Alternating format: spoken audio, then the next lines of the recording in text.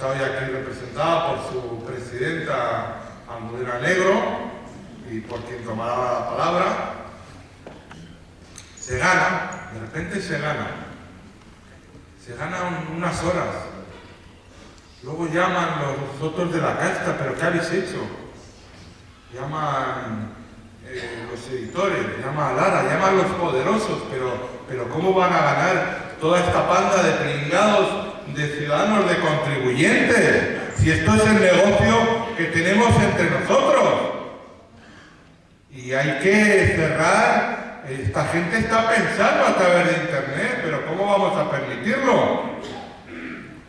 Y este aquí que pactan, entonces ya engañan, no, ha sido, sí, va a haber tutela judicial, y va a haber tal, pero que no es eso, que no es verdad, que es mentira, y es mentira, y es mentira, y es mentira. Pero en esa lucha heroica de muchísima gente, ha destacado Libertad 2.0, y va a hablar un gran amigo, don Pablo Rodrigo. Muy buenas.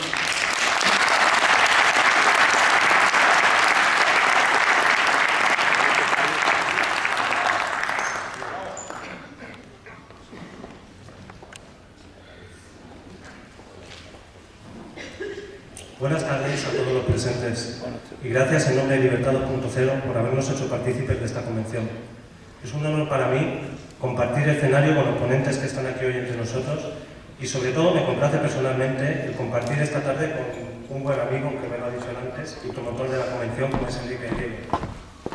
Mi discurso va a ser leído y seguramente por eso te pide menos lío que en el del resto de los partícipes, pero os ruego mucha atención porque voy a hablar de la libertad en Internet. Una libertad de Internet en general que muchas veces puede parecer un asunto menor. Puede parecer algo de frikis o algo de adolescentes, pero nada más lejos de la realidad. Vamos a hablar de libertad con mayúsculas y por desgracia también me vais a excusar a hablar de censura. Estoy aquí representando a la plataforma Libertad 2.0, compuesta por decenas de movimientos cívicos.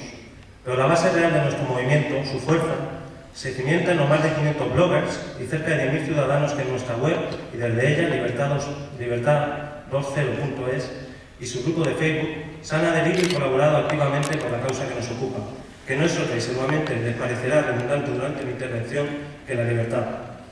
Hablamos de personas, individuos, que desde sus hogares, puestos de trabajo, ponen un granito de arena por una causa que consideran justa, pero a la vez toman la decisión de no actuar como siervos frente a los poderosos.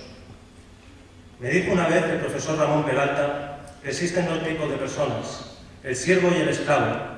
El primero asume su condición de siervo frente al que lo anula como persona.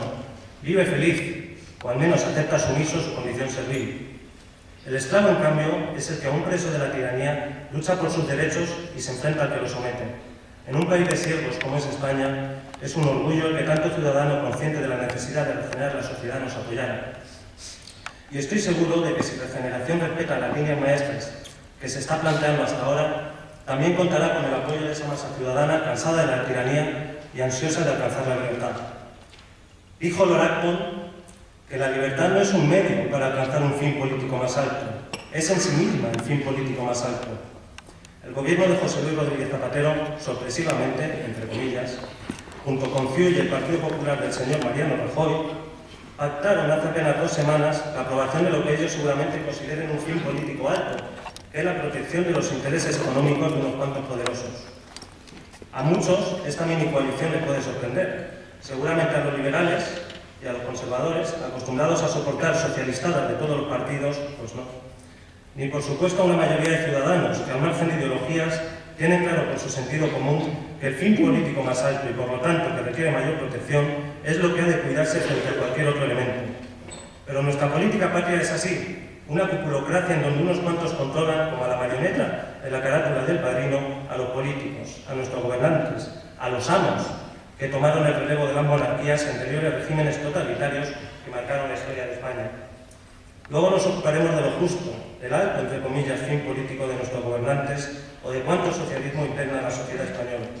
Pero lo justo ahora es ponerles en situación, porque seguramente quieran saber qué han pactado estas marionetas.